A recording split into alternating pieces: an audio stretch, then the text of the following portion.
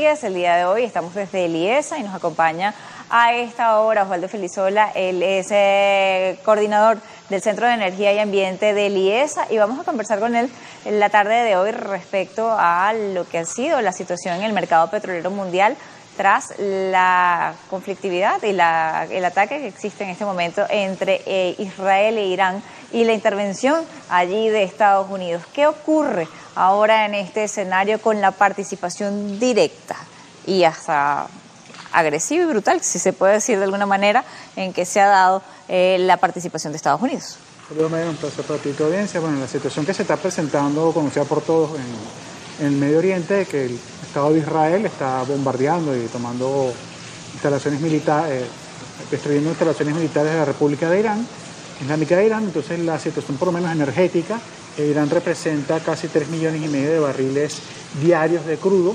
Ese crudo básicamente es un crudo relativamente ligero o mediano que se comercializa hacia países asiáticos, en especial China, que es el principal consumidor de ese crudo. Cuando vemos esta situación, ya la conflictividad entre Israel y Irán era un problema o era una situación que se presentaba para el mercado petrolero. Ahora, con la participación de Estados Unidos, ya el Parlamento iraní ha aprobado el cierre del Estrecho de Hormuz. Por ahí pasa un poco más del 20% del crudo que se consume. Mucho del petróleo que se consume en el mundo viene de esas zonas. Y me gustaría saber cuál es el efecto que esto puede tener. Si se llega a cerrar y a adoptar esta decisión, que ya está aprobada por el Parlamento, ¿qué puede ocurrir? Pero además, en el escenario en el que estamos con la participación de Estados Unidos directa en el conflicto, ¿qué puede estar ocurriendo? Bueno, en el caso de Estrecho de Hormuz, la situación tienen que verlo, es un canal de aproximadamente unas 36 millas. Para darles una idea, para contextualizar en el escenario de Venezuela, no es como la mitad del ancho del lago Maracaibo. La mitad pertenece a Irán, por aguas territoriales, y la otra mitad pertenece a Omán. Todo el crudo que sale, por ejemplo, de Arabia Saudita, de Kuwait, de Irak, el gas natural que sale de Qatar y de Abu Dhabi pasa por la sección de Omán. O sea, la parte de Irán solamente comercializan los barcos iraníes, porque no pasan en ningún momento bancos internacionales y eso ya tiene varios años en ese tema. Entonces, según lo que da a entender el Congreso de Irán, cuando van a cerrar el estrecho, no precisan si están hablando de su canal, es decir, cerrar su canal, cerrarlo es prácticamente dejarlo todo igual, en cierta medida, es decir, no se vería afectada la producción de petróleo internacional porque no afecta a la parte de Omán, o está el tema de si invadirá Omán y cerrará completamente el canal, cosa que hasta el día de hoy nunca ha hecho en toda su historia. Es decir, que si se toma la decisión solamente de cerrar su canal, no se afectaría la actividad petrolera y sobre todo el comercio de gas y el comercio de petróleo o de otros derivados. De otros países, tal cual, como se está dando. Por eso es que vemos que el barril de petróleo no se ha visto significativamente afectado al día de hoy en este momento, porque no hay indicios de que Irán vaya a invadir a Omán. Si pasase el caso de que invade Omán, ahí sí tendríamos una complicación en el mercado petrolero. Ahí sí tendríamos una situación mayor porque estaríamos hablando de la pérdida del 80% del crudo que está consumiendo Asia, y Asia hablamos de nada más y nada menos que la primera economía del mundo, la República Popular de China, la India, que es la cuarta economía más grande del mundo, Japón y Corea del Sur, que son en sí mismos prácticamente el segundo y el tercer país, la tercera zona con mayor comercio. Ahora, en casos como este, sería quizá uno de los conflictos más fuertes que han tenido en los últimos tiempos.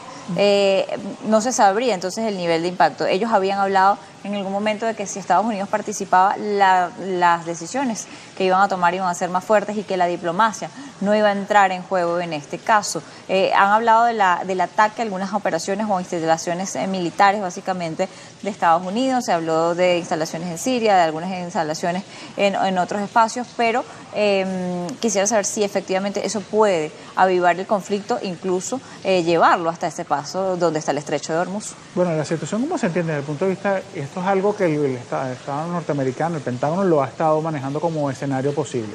Es cierto que es el conflicto donde ha intervenido más fuerte que ha tenido Irán desde más o menos el fin del principio del siglo XXI. Recordemos que ellos pasaron por el tema de la guerra contra Irak, que fue probablemente el conflicto más grande que han tenido en los últimos 50 años. Y aún así el Estado Islámico sobrevivió a esa crisis. Entonces, aquí la situación es que ya están jugando en otras ligas. El principal aliado de Irán, que es China, no ha dado una señal clara de cuál es la posición que va a tomar en este momento. Rusia, que es otro aliado importante de Irán, ha dado un apoyo más o menos significativo, pero no un apoyo bélico, es decir, no ha dicho en ningún momento que lo va a apoyar militarmente, es decir, básicamente la tienen a su suerte, por decirlo en unos términos políticos.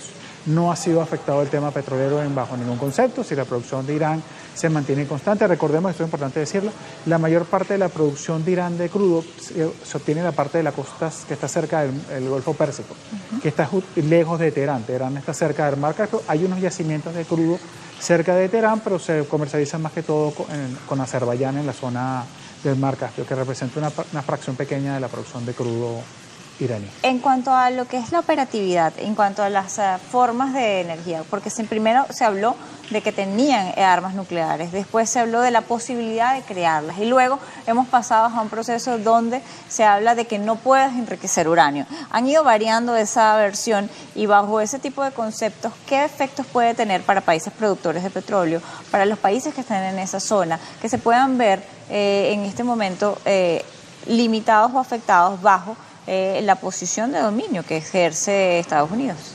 En esa situación, entendamos que el programa nuclear de Irán comenzó, para dar un contexto, en los años 70 con el Shah. Eso no es algo nuevo del gobierno de los ayatolá. Es cierto que los primeros avances que hizo el Shah se dirigieron más que todo al primero tema de energía nuclear como fuente de energía disponible. Recordemos que en los años 70 hubo un boom importante de esa fuente de energía sobre las demás fuentes de energía. En el caso de un país petrolero, la idea es utilizar lo menos posible tu crudo para poder exportarlo, que al fin y al cabo es lo que vendes. Entonces, en ese contexto, Irán hizo unos avances importantes. Al tener plantas nucleares ya puedes tener los primeros pasos para empezar a utilizar enriquecimiento de uranio con fines no pacíficos, por decirlo así. De hecho, uno de los temas que se manejó durante la era de la Unión Soviética prestó un apoyo importante a Irán para desarrollar plantas nucleares 100% locales, con apoyo soviético, justamente con fines, en la Unión Soviética en esa parte se cuidaba mucho de que Irán no tuviese participación nuclear bélica. Entonces, claro, al caer la Unión Soviética ya el tema se convirtió un poco más político. Israel siempre ha dicho que Irán tiene la capacidad para hacerlo. Se sabe que tiene, cuando la otra vez en el principio del siglo XXI, que tuvieron los analistas y expertos de la Agencia Internacional, la Agencia de Energía Atómica Nuclear, uno de los temas que se estaba haciendo, estaba discutiendo el tema de que, bueno, que lamentablemente, a diferencia de otros países, Irán no era muy transparente en su proceso nuclear, de energía nuclear. Entonces, podía existir la posibilidad de que fabricaran armas nucleares tanto por enriquecimiento de uranio como plantas para producción de plutonio, que es el otro combustible que se puede utilizar para armas nucleares. Y la versión que se maneja ahorita es que, bueno, seguramente ya tenían un nivel de enriquecimiento de uranio cercano al 60%, para darles un contexto energético. Cuando uno utiliza el uranio se encuentra en la naturaleza un 0.7% de pureza para poder utilizarlo con fines nucleares. El uranio que se encuentra naturalmente es el uranio 238. El que se utiliza para fuente de energía es el 235. En un kilo de uranio hay como unos 7 gramos de ese 235. Uno lo va refinando, lo que llaman, procesarlo, hasta obtener aproximadamente entre un 20 y 25 gramos por cada kilo, es un par de bolsitas de azúcar por cada kilo de harina pan, para poder ser rentable para la energía nuclear tradicional. Algunos reactores necesitan hasta 50 gramos, entonces serían como 5 bolsitas.